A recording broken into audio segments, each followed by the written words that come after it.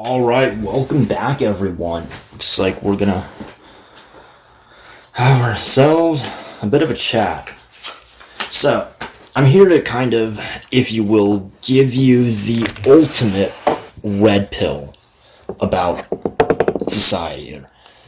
Not so much the ultimate red pill per se, but sort of what violence, or the industry of violence, as you will, and the industry of sex, or say what violence has taught me about sex. And I decided to title it this title of What Violence Has Taught Me About Sex, in the sense that sex and violence are very intricately interlinked. There's a very intricate and a very strong interlink between the two. And I talked about in the introductory video about how there's really no criminal justice. There's more of criminal justification, at least here in the West, because we tend to be more of a shame-based culture, and because we're more bound by sort of these ethics and morals, which in reality is, mind you, still very heavily patriarchal. We still to this day live in a very patriarchal system. And in a way, what sex has taught me about violence and vice versa is that sort of the red pill, or, a lot of these so-called red pill guys advocating for this, traditional patriarchal systems, is that said patriarchal systems and said patriarchal figures are literally fucking them over more than any woman in the world. Because, quite frankly, men are usually the ones that are violent in society.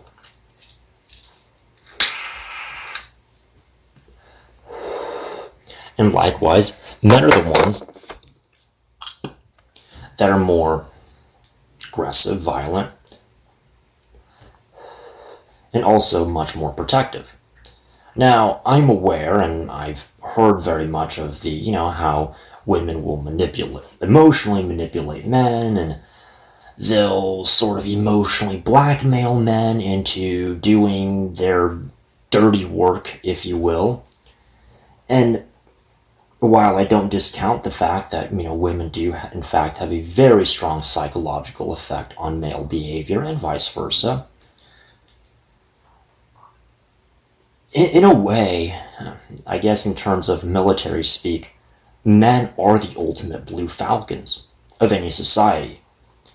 And as for advocating for patriarchal systems and how that's going to improve military capability and dominance, it's actually been quite the opposite. So in regards to the three archetypes, the three warrior archetypes, I'm going to go back to the classical Hellenistic mythology, and by extension, modern or sort of medieval astrology, in that the three warrior archetypes are sort of broken down. There's a warrior archetype which is embodied by Mars. Mars is the destroyer. But if you really look at it more so as far as the objectives and aims, and therefore the ways of implementing policies after war, then you essentially get broken down into the three main archetypes of the Uranian, the Saturnine, and the Jovian archetype. Saturnine is, the traditional patriarchy. Saturn or Kronos in the mythology is sort of the ultimate cockblocker. He is. He castrates his father, Uranus, and then goes on to try to eat his own children out of fear that they'll take over his power, to which luckily Rhea was able to kind of help Zeus, or Jupiter, escape from Saturn by giving him a rock wrapped in some kind of cloth instead for Saturn to chew on and or sort of, swallow into his stomach. It isn't until much later that Jupiter ends up castrating Kronos and then kicking him down into Tartarus. So in a way, Jupiter is the liberator to what Saturn or Kronos is to the conqueror. And likewise, Aquarius, or the Aquarian archetype, otherwise known as the Uranian archetype, is sort of this vast and lofty idea. It's sort of the ultimate sort of liberation and advancement and innovation. However, because in said mythology of Uranus essentially becoming, unmanned, he doesn't really have the strength and potency of Zeus. Zeus is, you could say, the archetypal deadbeat dad. He is the archetype of the deadbeat father that, mind you, he still pays child support. In fact, he pays a lot of child support, and he loves his children very much.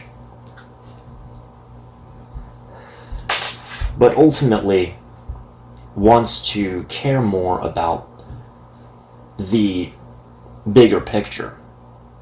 And so that's why he has so many children with not only goddesses, but other women. And you have the archetype of Hades.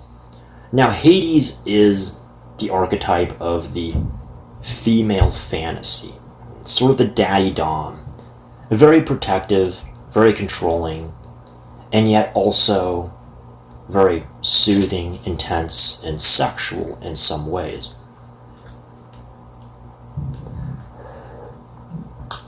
Hades, the embodiment of the Plutonian archetype, is a bit different. Now, back to sort of my history, if you will. So, I started off in the industry of violence, ironically, unironically, in the National Guard of all things, the Army National Guard. And me sort of growing up in the relationship that I grew up in and the environment that I grew up in, if I have to be 100% honest, which I am, I enlisted with the MOS of 11 Bravo, so I was infantry, simply because I needed justification for calling out bullshit. And the way I saw it, the blue cord was sort of that license, the blue ring of death that all those infantry drill sergeants had on their campaign covers. It is sort of the most painful experience that I want to do again, ironically enough. And of course, at the time, I was very, very, very out of shape. I was not just out of shape, I was fucked up in every way possible. I was the embodiment of the fuck up. Likewise, I also really cared about my other soldiers. In fact, you saw a lot of that. So you sort of had these three archetype breakdowns. You had these guys that kind of wanted to carry on the traditional patriarchy, if you will. In a way, they want to fulfill the role of sort of being the justice bringer and stopping the scum of the earth, as you will. In other words, they sort of wanted to bring down judgment and vengeance towards those that pursued their degenerate pleasures with no end. Their relentless pursuit of degenerate pleasures, if you will. So it is the archetype and the metaphorical clash of the titans. Likewise, you kind of had your fuck-ups. These guys fucked up everything. But one thing that they had, myself included, was sort of this unconditional loyalty, more than anything in the world. They would never try to fuck you over. They would never try to quote-unquote hold you accountable or throw you under the bus. Likewise, they also made a lot of jokes, stupid raps, and a lot of other wild, dumb shit. Now, I had a pretty short stint in there. It was the Army National Guard of all things. Now, mind you, the Arizona National Guard, state that I was in, we did have a pretty high tempo, pretty high ops tempo, especially during the Iraq War and even later on in GWAT. Although by the time I had joined, by the time I enlisted in 2014, we were pretty much done with Iraq. Osama was dead. You know, you could say that whatever was left, whatever little bits were left of Saddam's regime was replaced by ISIS. Not even Al-Qaeda stayed there. They all got wiped out. And well, as for Afghanistan,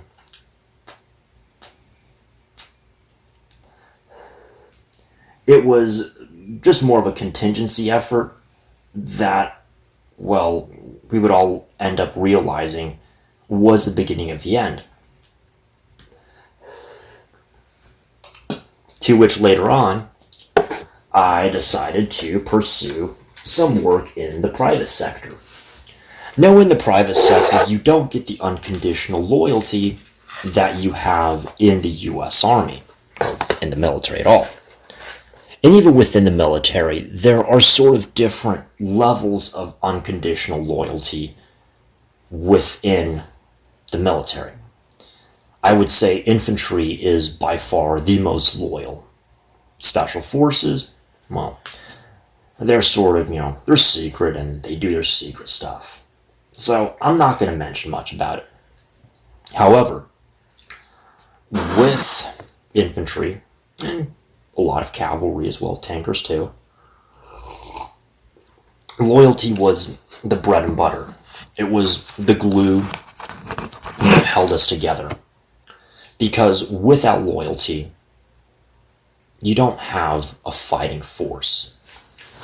And while reading through the history of both Western and Eastern civilizations, it turns out that as a lot of these barbaric societies, you could say sexually libertarian societies or anarcho-sexual societies that just simply raided and burned down cities to pursue their degenerate pleasures of plundering whatever valuables there are, maybe getting to chow down on some pretty decent food, rather than just boiled meat and yogurt for the next 2 years. They can actually have some spices and some herbs and a little bit of luxury. And of course there was the incentive of essentially doing whatever you want with any woman that you could find within that civilization. Just go in there, plunder, and violate them in any way you want. Of course, as time progressed, they began to adopt more patriarchal systems, and therefore started the practices of eunuchs and exclusive polygyny. In other words, they were exclusive polygynies, as in they were not just randomly gangbanging and passing these women around the platoon, if you will. In other words, the most beautiful women, or sort of just, women in general, women in the top 50%, were reserved for the most powerful and elite of men. And a common practice that they did with a lot of male slaves was they quite literally castrated them. Unfortunate as it may be,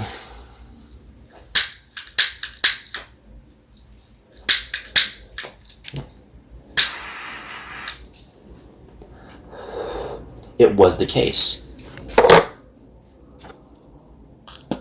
So let's decide to fast forward a little bit and go back to what was my career in the industry of violence, and you will. So while I didn't partake much in said offensive violence. I served much of my time as sort of a deterrent to violence. I worked in the world of private security in quite a few different capacities. One of them is in the realm of executive protection, which unfortunately turned out to not be the case. I didn't really get to work with the sort of the vulnerable clients, or I guess you could say these clients who, more often than not, turned out to just be total scumbags. And likewise, a lot of them actually began to embody the Saturnian archetype, if you will, the daddy archetype. It even got to the point where some of them tried to reach for my weapon and rip off my lanyard because they said that I looked janky and scary, which is beyond me. But as it turns out, it was more of that they wanted to assert dominance. And funny enough, I had heard from many of them the good old phrase of, "Do you know who I am?" That essentially means, don't touch my women, don't touch my money, and don't talk back to me. So, that was it.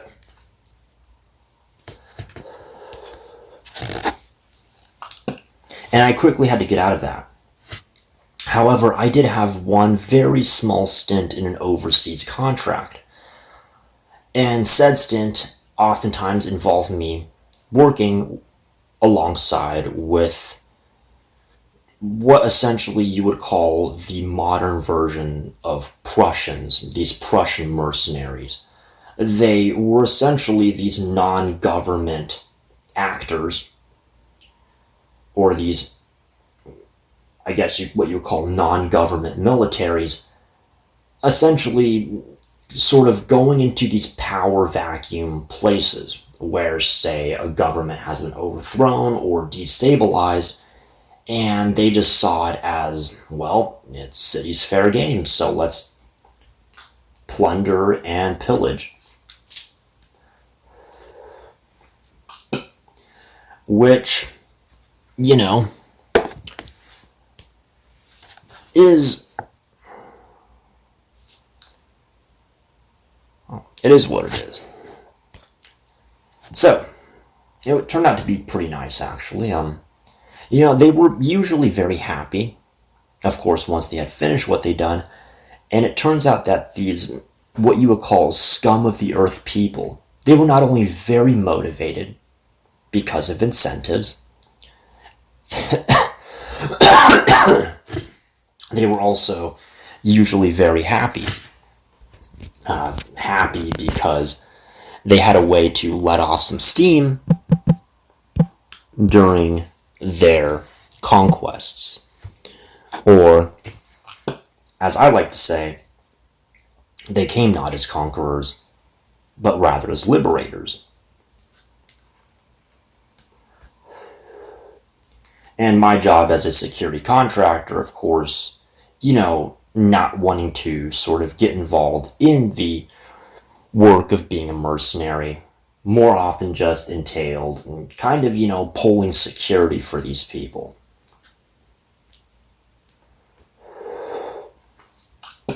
Which actually worked pretty well. So, with that being said, of course, all of this, as it translates into the Western world, is more operated under the premises of plausible deniability. Usually said plausible deniability is more along the lines of the Saturnine archetype, because, as you notice, a lot of these large patriarchal societies in which there is a very heavy emphasis on mate suppression, you see them begin to crumble apart, and you see a lot of their militaries actually become disincentivized. They lack motivation because there's a lack of incentive. And if there's a lack of incentive, they're just not going to fight. They're not going to do much. And I actually noticed that very early on during my stint in the infantry. So once I got to OSIT, right, actually, ironically enough, just in reception, I've seen so many guys just want to quit right off the bat. Of course, it was usually after the sharp briefings. The good old sharp briefings, and they would oftentimes just go on about it. Well, as it turned out, you could very quickly see the motivation disappear on many faces. I could literally just see the motivation being sucked out of their eye sockets. Very ironically enough.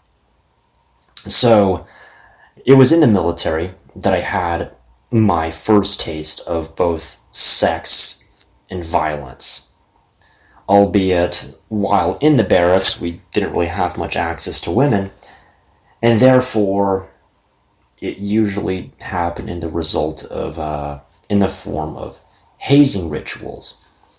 I don't want to go into detail and, throw anyone under the bus or get into much graphic things, but some of those hazing rituals involve the contact of,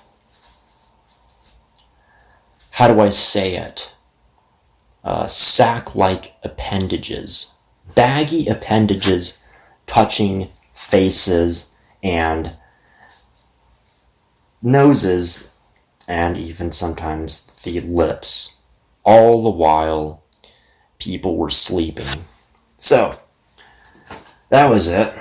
Now, in my work in the line of sex and violence, it was at hotels of all places. And as it turned out, a lot of those hotels happened to be, places where you could say some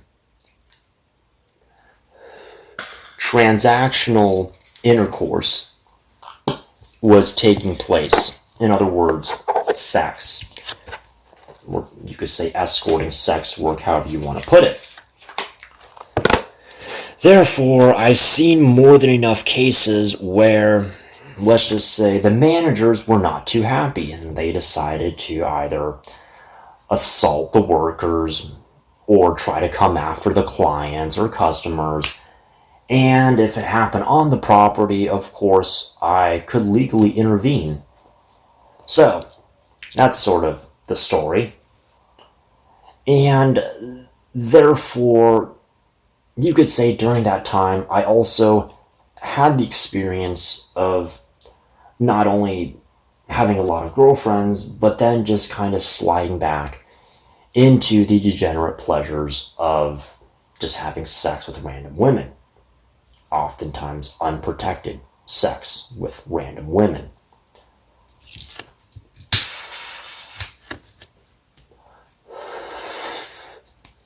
So, what has it taught me? Well, it's taught me some things that I could sort of make linkages to in history. Now, historically, turns out that a lot of these patriarchal societies began to fall apart after they had kind of sort of started off as these very sexually libertarian societies, or you could say anarcho-sexual societies, where, as aforementioned, they would enter into cities, plunder them, and then essentially do whatever they wanted to whatever women were in the city. And that was a very strong incentive. And likewise, they were very good. They were very effective. So, I'm going to save that for another video. But there you go, guys. That's it.